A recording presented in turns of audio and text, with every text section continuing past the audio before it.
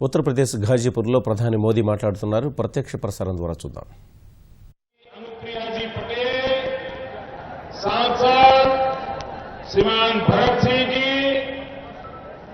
उत्तर प्रदेश विधानसभा में भाजपा विधायक दल के नेता श्रीमान सुरेश खन्ना जी, भाजपा के क्षेत्रीय अध्यक्ष श्रीमान लक्ष्मण आचार्य जी, भाजपा के राज्य महासचिव श्रीमान स्वतंत्र देव सिंह जी, भाजपा महिला मोर्चा की राष्ट्रीय अध्यक्ष श्रीमती स्वाति सिंह जी, विधान परिषद सदस्य श्रीमान केदारनाथ सिंह जी, विधानसभा सदस्य श्रीमान उपेंद्र तिवारी जी, विधान परिषद सदस्य श्रीमान विशाल सिंह, भाजपा क्षेत्रीय उपाध्यक्ष श्रीमान कृष्ण बिहारी राय जी, भाजपा जिला अध्यक्ष श्रीमान भानु प्रताप सिंह और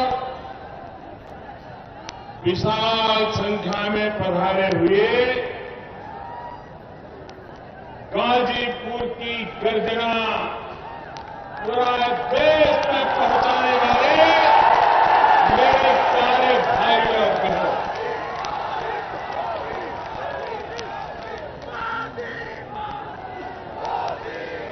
भाइयों बहनों, ये मेरा सौभाग्य है कि मुझे 2 साल में दूसरी बार गाजीपुर के लोगों के आशीर्वाद लेने का सौभाग्य मिला। आपके दर्शन करने का मुझे अवसर मिला। भाइयों बहनों, 2014 में जब चुनाव चरम सीमा पर था, मतदान की तैयारियां चल रही थी और 9 मई को मैं गाजीपुर आया था और मैंने कहा था मुझ पे भरोसा करो। मैंने कहा था मेरा छोटा भाई चुनाव लड़ा,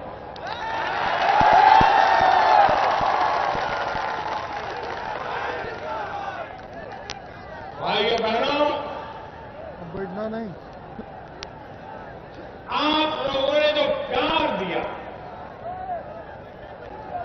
आप लोगों ने मेरे शब्द पर जो भरोसा किया और आपने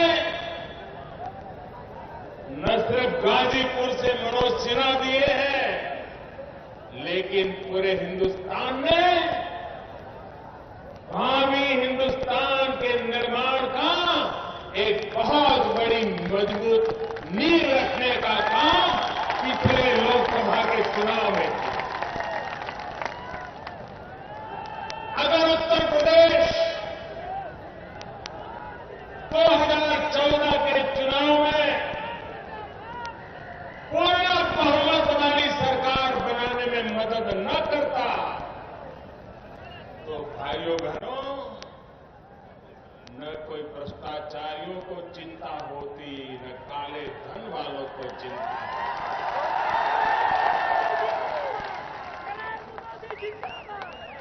ये आपके वोट की ताकत है कि गरीब चैन की नींद सो रहा है और अमीर नींद की गोलियां खरीदने के लिए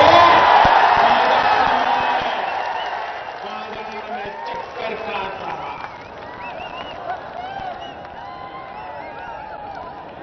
ये आपके वोट की ताकत है, ये आपने जो समर्थन दिया उसका कारण है। भाइयों बहनों, मनोज जी आप बैठिए, आप गाजीपुर के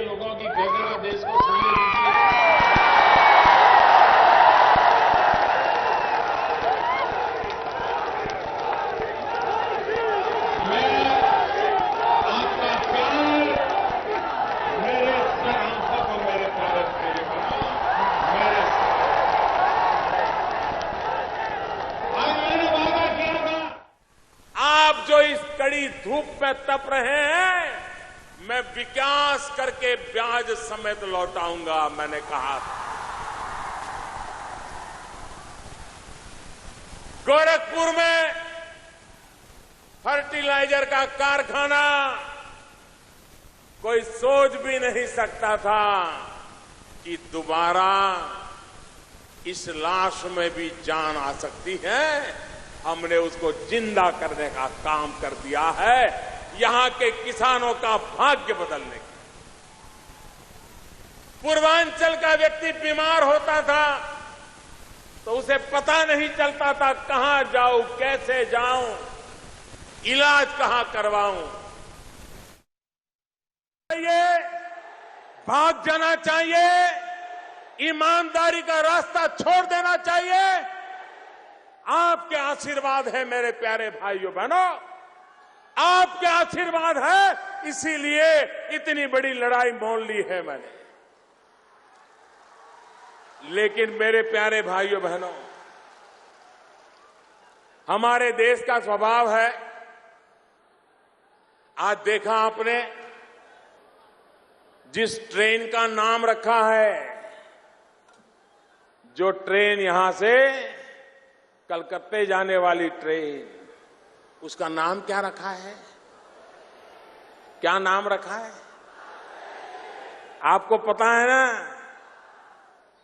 इससे बड़ा इतिहास को याद करने का कोई सोच नहीं सकता। एक ट्रेन के नाम पर हमारी पुरानी विरासत हमको याद आ जाएगी, हमारी ताकत का परिचय हो जाएगा भाइयों।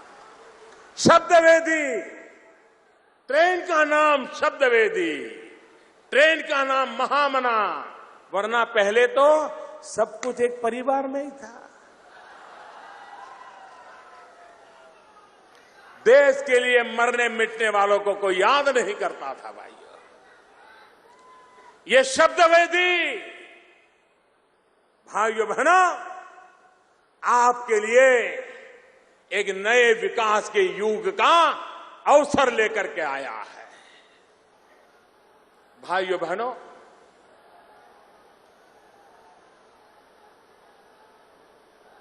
आपसे मेरी प्रार्थना है और इस गाजीपुर की जनता के माध्यम से देश के लोगों को भी मेरी प्रार्थना है। ये इतना बड़ा काम है नोटें बदलने का, इतना बड़ा काम है कि बेईमान लोग इसका फायदा ना उठा जाए, इतना बड़ा काम है कि सही लोगों को सही हक मिले। तो मेरे प्यारे भाइयों बहनों, उसमें थोड़ा समय भी लग सकता है, उसमें थोड़ी तकलीफ भी हो सकती है, और इसलिए मेरे प्यारे भाइयों बहनों, मेरा आपसे आग्रह है कि आप स्वयं सक्रिय होकर के गांव-गांव लोगों को धैर्य दे, विश्वास दे। और मैंने कल भी कहा था, 8 तारीख रात को 8 बजे भी कहा था, मैंने सिर्फ 50 दिन मांगे हैं। 30 दिसंबर तक ये सारी प्रक्रिया पूरी करने के लिए 18-18, 20-20 घंटे हमारे बैंक के लोग काम कर रहे हैं भाइयों। छुट्टियां खत्म करके काम कर रहे हैं। घर में मां बहन कोई बीमार हो तो भी बैंक में काम कर रहे हैं।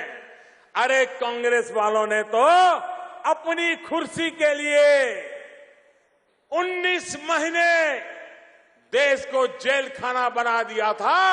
मैंने तो गरीबों की खुशी के लिए 50 दिन थोड़ी सी तकलीफ झेलने के लिए प्रार्थना की है।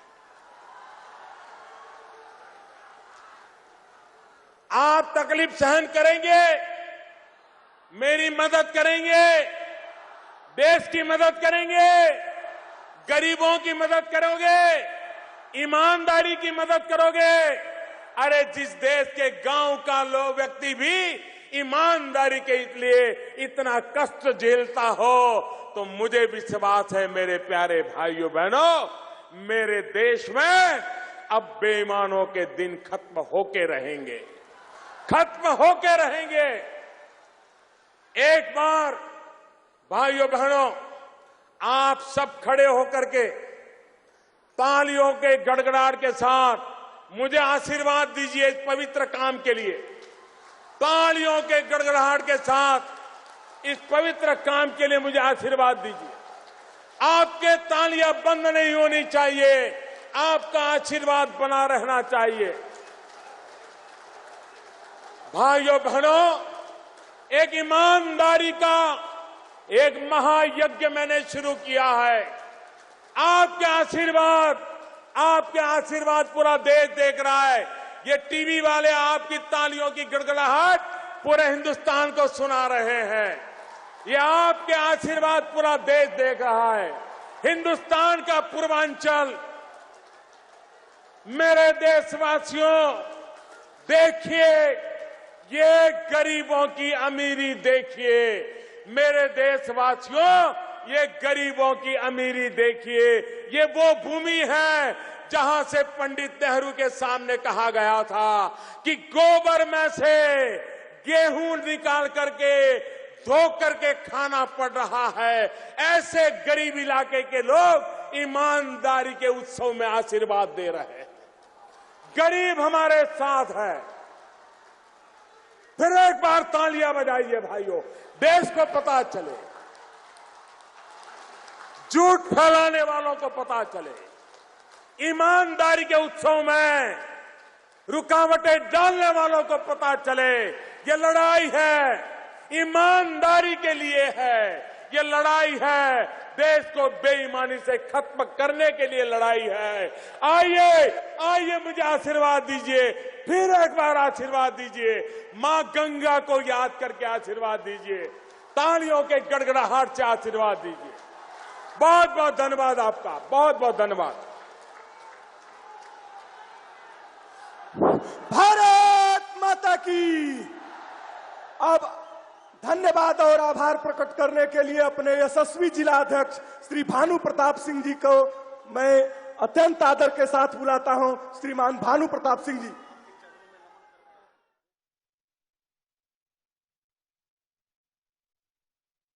परिवर्तन यात्रा में अपने देश के यशस्वी प्रधानमंत्री परम आदरणीय नरेंद्र जी मोदी, आपके चरणों में भारतीय जनता पार्टी और जनपद गाजीपुर के समस्त नागरिक आपका हार्दिक अभिनंदन और स्वागत गाजीपुर की शहीदी धरती पे कर रहे हैं।